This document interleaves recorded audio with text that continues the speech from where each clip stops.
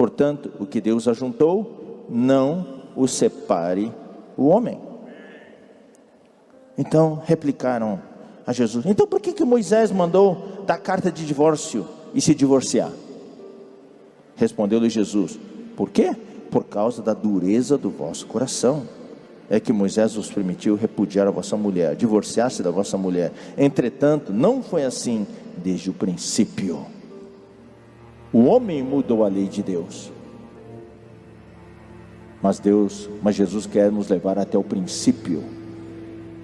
Eu, porém, vos digo: quem se divorciar da sua mulher, não sendo por causa de fornicação, aqui é relações sexuais ilícitas, é uma palavra só no grego, é fornicação, e casar com outra, comete adultério, e o que casar com a divorciada, comete adultério. Ou seja, o que Jesus está falando é o seguinte: nós sabemos, a Bíblia nos ensina, há somente duas razões para separação. A primeira é a morte. Quando o marido ou a mulher morrem, um deles morre, daí a outra parte está livre para se casar. Nós vamos ver isso também. A outra é a fornicação. Quando há uma fornicação, daí a parte ofendida pode se separar, pode se divorciar. Mas temos vários casos em que houve o perdão e o casal se reconciliou, houve arrependimento, houve perdão, Deus perdoou, a esposa ou o marido perdoou, então hoje o casal está bem outra vez. Sempre damos lugar ao arrependimento, e sempre tem lugar para o perdão de Deus. Foi daí que os discípulos falaram: puxa, se é assim, então é melhor não casar. Vamos ler também Mateus capítulo 5, versículos 31 e 32. Também foi dito: aquele que divorciasse da sua mulher, dê-lhe carta de divórcio. Eu, porém, vos digo: qualquer que se divorciar da sua mulher, exceto em caso de relações sexuais ilícitas, exceto em caso de fornicação, a expõe a tornar-se adúltera. E aquele que casar com a repudiada, comete adultério. Então aqui, vemos aqui o que a Bíblia ensina, o que Jesus ensinou. O caso de morte é natural, daí a outra parte fica livre. E também se justifica o divórcio quando há fornicação. Mas sempre existe a questão do arrependimento, do pedido de perdão e o perdão. Isso pode restaurar o casal. Agora, versículo 11. Se porém ela vier a separar-se, que não se case, ou que se reconcilie com seu marido. Daí vem a outra parte: e que o marido também não se aparte de sua mulher. Agora vem uma seção que fala do cônjuge incrédulo. E entre nós há vários irmãos e irmãs nessa situação. Você está na vida da igreja, mas a sua esposa e seu marido não estão. Então como é que fica? Aos mais digo eu, não o Senhor. Está vendo? Paulo aqui era um com o Senhor.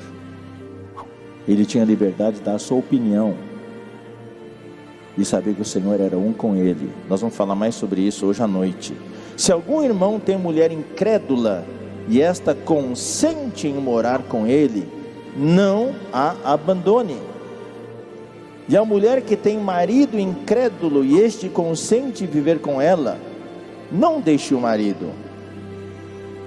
Porque o marido incrédulo é santificado no convívio da esposa.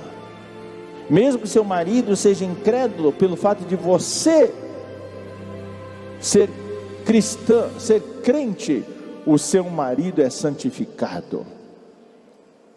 E a esposa incrédula é santificada no convívio do marido crente. Se não for assim, de outra sorte, os vossos filhos seriam impuros, porém agora são santos. Não estamos falando de salvação aqui, estamos falando da santificação posicional. Então, a esposa ou marido incrédulo são santificados pelo convívio com o marido. Agora no versículo 15 fala o seguinte: então Paulo está falando, se teu marido incrédulo ou esposa incrédula consente em viver com você, deixa assim. Mas se o descrente quiser apartar-se, que se aparte. Se o marido fala, você é crente, então eu vou seguir meu caminho.